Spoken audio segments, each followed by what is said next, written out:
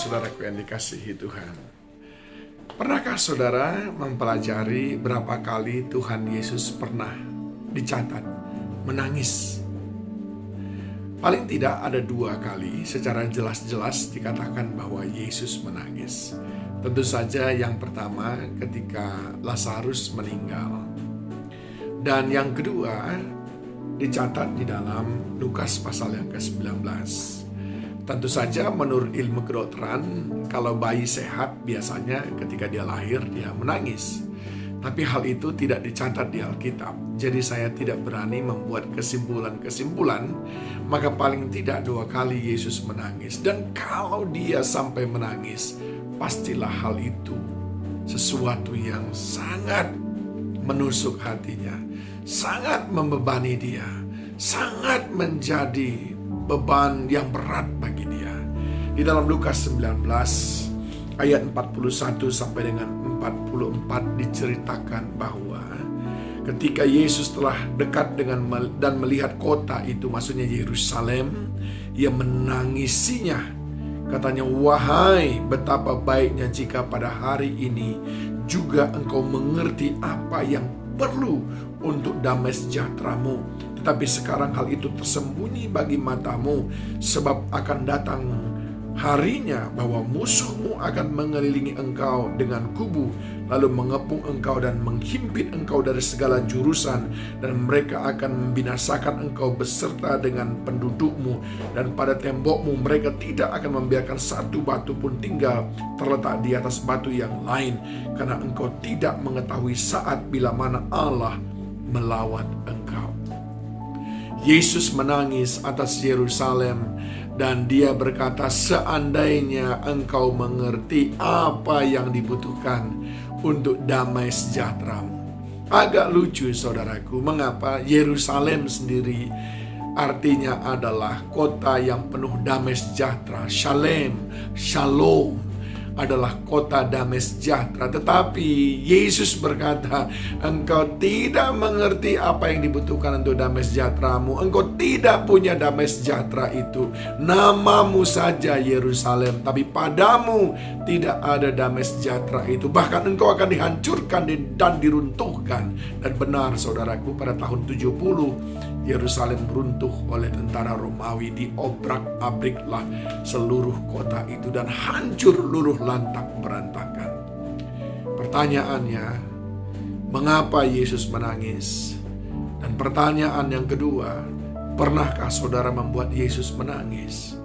Yesus menangis karena Yerusalem menolak bahwa Mesias sudah datang, tapi mereka menolaknya.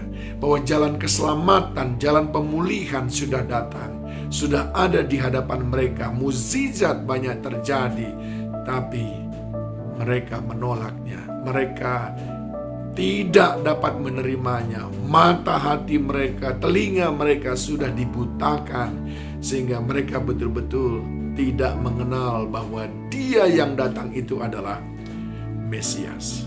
Nah, sekarang yang menjadi renungan kita adalah, pernahkah saudara membuat Yesus menangis seperti Yerusalem membuat Yesus menangis? Apakah saudara juga mengerti tentang apa yang dibutuhkan untuk damai sejahtera saudara? Bukankah Dia sudah sering sekali berkata kepada kita, "Aku sekali-kali tidak meninggalkan engkau."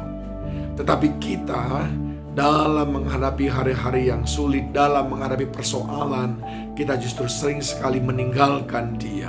Kita tidak percaya kepadanya. Kita meragukan kasih sayangnya dalam hidup kita. Padahal Dia sudah berkata, "I am with you." Aku akan senantiasa bersama dengan engkau, sebab aku adalah Allah Immanuel. Tetapi kita seolah-olah menutup mata dan menutup telinga, dan kita bertindak dengan kekuatan kita sendiri. Menangislah Yesus karena melihat ketidakpercayaan kita. Menangislah Yesus ketika Dia tidak melihat iman dalam diri kita. Tatkala kita ingin merancangkan sesuatu, kita sering sekali tidak melibatkan Tuhan di dalamnya. Padahal Dia sudah berkata, susah payahmu tidak akan menambahi apa-apa. Berkat dari Tuhanlah yang membuat semuanya berhasil, bahkan membuat engkau menjadi kaya. Tetapi sekali lagi, ego kita, keangkuhan kita sering sekali membuat kita seakan-akan mengabaikan eksistensinya dalam diri kita. Dan menangislah Yesus melihatnya. Mengapa? Sebab Yeremia pasal yang ke-17 ayat yang ke-5 dan ke-6 menjelaskan bahwa terkutuklah orang yang mengandalkan dirinya sendiri atau mengandalkan sesamanya manusia. Mereka tidak akan pernah mengalami datangnya hari-hari baik. Saudaraku yang dikasihi Tuhan, saudara mau berhasil ketika kita ada di tahun 2021 yang baru saja kita masuki ini? Mengertilah apa yang dibutuhkan untuk damai sejahtera saudara, yaitu dengan menerima Dia sebagai Tuhan dan Juru Selamat. Dia adalah Mesias. Yang kedua, mengandalkan Dia dalam segala sesuatu, sebab Dia adalah Allah yang Maha Kuasa. Dan yang ketiga, untuk saudara terus tinggal dalam damai sejahtera saudara dan tidak membuat Yesus menangis dalam kehidupan saudara, saudara senantiasa dengar-dengaran akan Tuhan. Apapun yang saudara ingin lakukan, saudara menceritakan dan bertanya, apa yang harus aku perbuat ya Tuhan? Dengan demikian, Dia betul-betul melihat kita menghargai eksistensinya. Kita sadar bahwa Dia adalah Allah. Dia adalah Mesias.